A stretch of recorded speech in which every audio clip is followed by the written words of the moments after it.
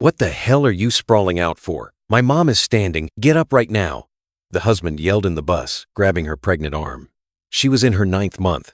People froze. And then an unfamiliar old lady said just one loud phrase.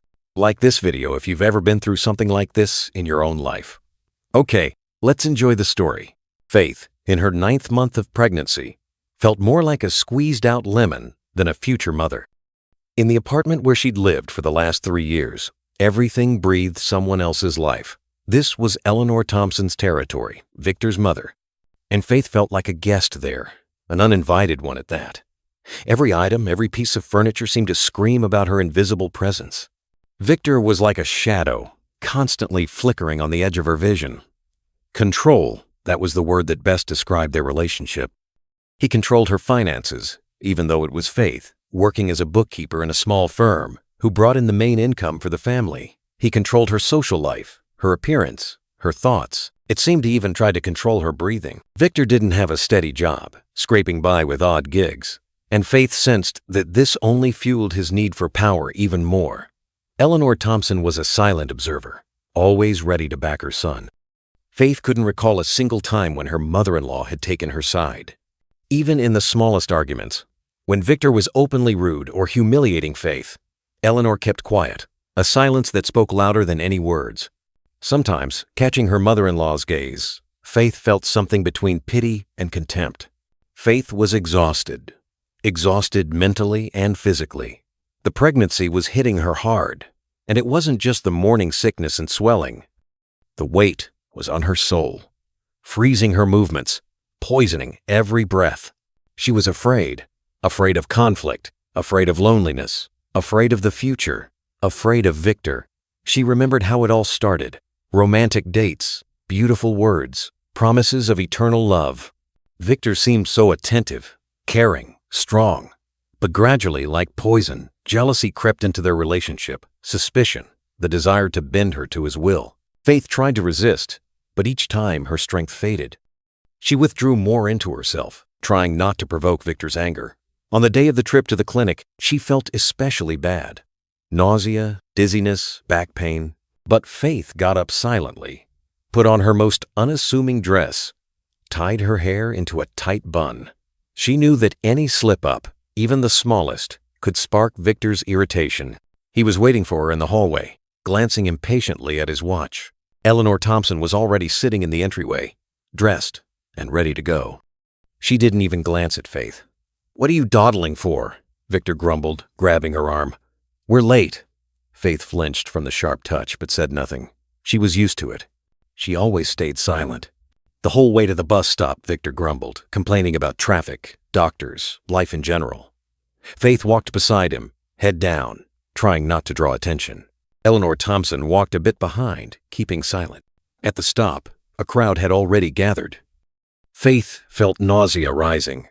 She swallowed the lump in her throat and gripped Victor's hand tighter. "I feel awful," she whispered. "Nothing. You'll tough it out," Victor snapped, not stopping. "The bus is coming soon."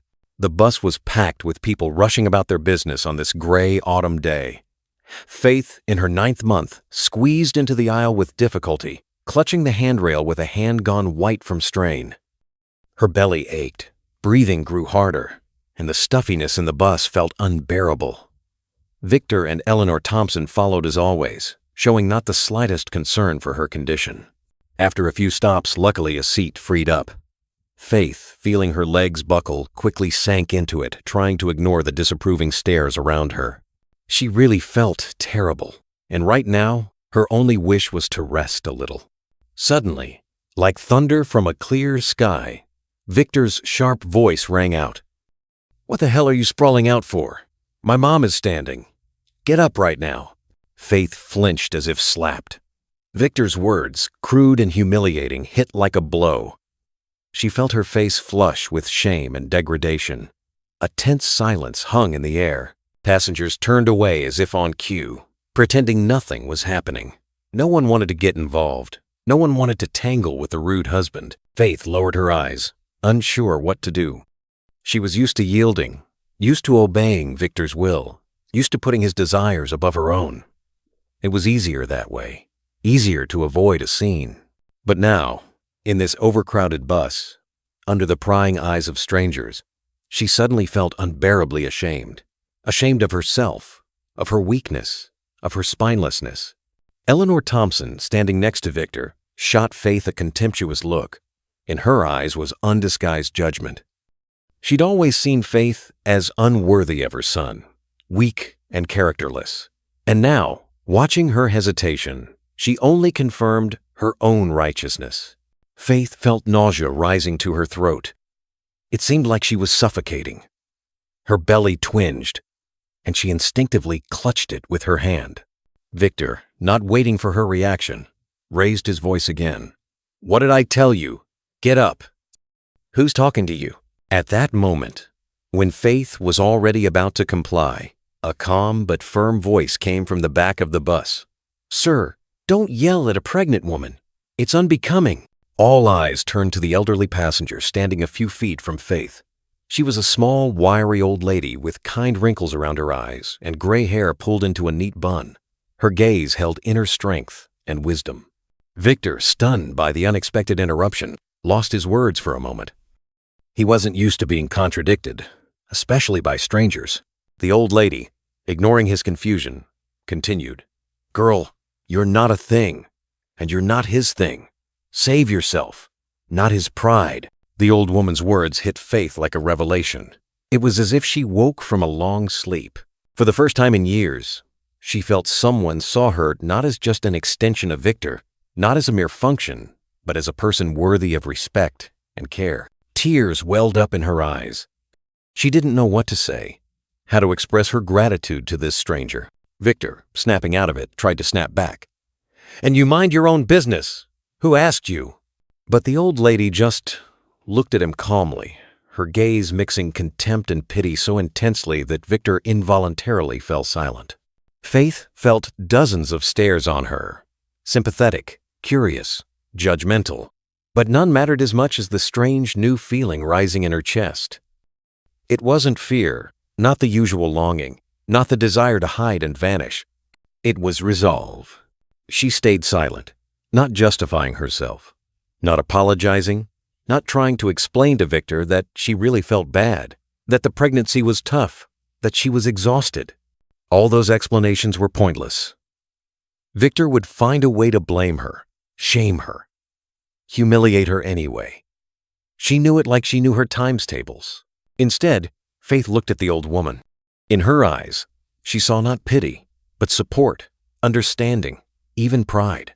That brief but meaningful glance was the final drop. Faith suddenly realized she couldn't anymore. Didn't want to. Wouldn't. She wouldn't let Victor dictate her life, her body, her feelings anymore. She wouldn't let him steal her from herself. Mechanically, like a puppet obeying someone else's will, Faith rose from the seat. Victor, shaking off his stupor, tried to stop her. "Where are you going?" he hissed, grabbing her arm. "I told you," but Faith pulled her arm free, not sharply, not rudely, but with some new, quiet dignity. "Nowhere," she replied. Her voice sounded unusually firm, confident. "I'm getting off." And she got off. The bus stopped at the next stop. Faith, without looking back, stepped onto the sidewalk. She felt the passenger's stares on her back, heard Victor's indignant muttering, but didn't stop. She walked forward, not knowing where, with no idea what to do next. But for the first time in a long while, she felt free. Free from the crushing fear, from the constant humiliation, from Victor's suffocating power. Free to choose her own path. Several hours flew by in a haze. Faith wandered the streets, aimlessly strolling through parks and squares. She didn't know where to go, what to do. She had almost no money. Victor controlled all her finances, documents, things. Everything was left in the apartment. She stood at a crossroads, pregnant, without means, without support, but with a firm resolve to change her life. Who could she call? Who could help her? She had no parents, no close relatives. Only her friend left. Faith and Emily had been friends since childhood. They went to school together, dreamed about the future together, experienced first love together. But then, life pulled them apart. Faith married Victor. Emily moved to another city for school. They saw each other rarely, but the bond never broke. Faith knew Emily had always been strong and independent. She always knew how to stand up for herself, always knew what she wanted from life. Maybe that's why Faith had talked to her so little lately. She was ashamed to admit to her friend how pitiful and worthless her life was, but now she had no choice. Faith dialed Emily's number. The rings dragged on endlessly. Faith started thinking Emily wouldn't answer when she suddenly heard her voice. "Hello? Em, it's me, Faith." Faith's voice held such despair that Emily immediately knew something was wrong. "Faith, what's with you? You sound awful." Faith stayed silent, unsure where to start. How to tell her friend that she, a successful bookkeeper, wife of a supposedly thriving businessman, was actually living in hell. "Em, I need your help," she finally whispered. I left Victor." On the other end, silence hung. Faith held her breath, waiting for Emily's reaction. "Left?" Emily repeated. Her voice held surprise, but not judgment. More like relief. "Are you serious?" "Yes," Faith answered quietly.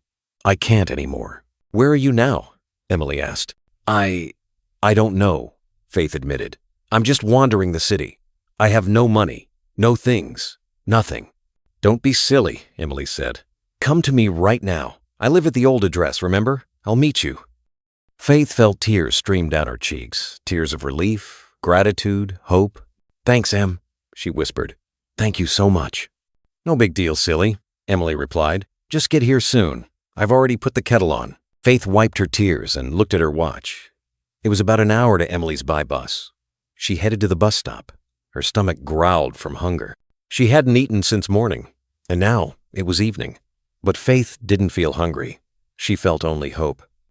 Arriving at Emily's apartment, Faith knocked timidly on the door. The door flew open, and there stood Emily. She looked a bit older, but still as energetic and cheerful as ever. Seeing Faith, Emily gasped and rushed to hug her. "Faithy!" she exclaimed. "Finally! I'm so glad to see you." She pulled Faith inside. Emily's apartment was small but cozy and clean. Photos hung on the walls. Books and souvenirs stood on the shelves. Faith felt calm and safe here. "Now, tell me what happened," Emily said, seating Faith at the table. "I poured tea. We'll eat something soon." Faith told Emily everything.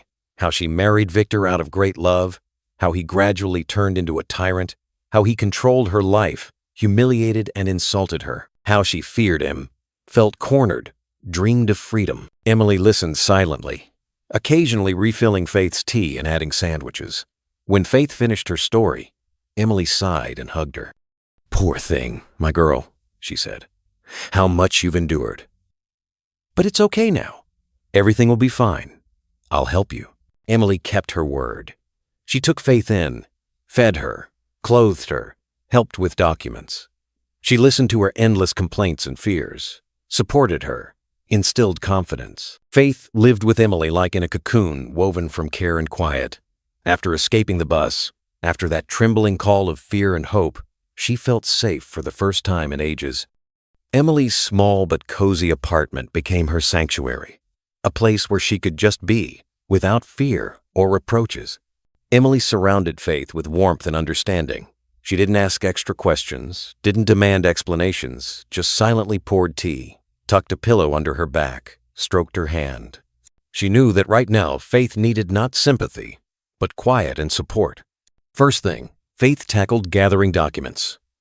Moving heavily because of her big belly, she still found strength to go to offices, collect certificates, make copies. Each visit to a government building, each talk with an official was hard, but she knew she had to do it. Had to, for herself and her future child.